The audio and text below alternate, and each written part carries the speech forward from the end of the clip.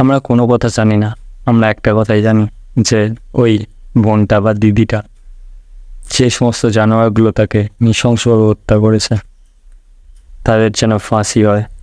ঠিক আছে,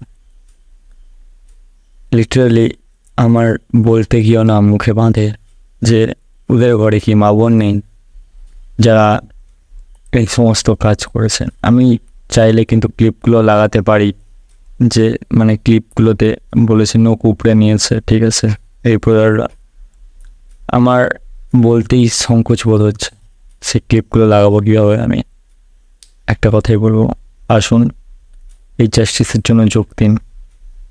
জাস্টিসটা কিন্তু শুধুমাত্র ওনার জন্য না, জাস্টিসটা ইন ফিউচার যাতে কোনো মানুষই খারাপ কাজ করার আগে যেন 10 বার হবে। এটুকুই বলবো। ভালো থাকবেন, সুস্থ থাকবেন।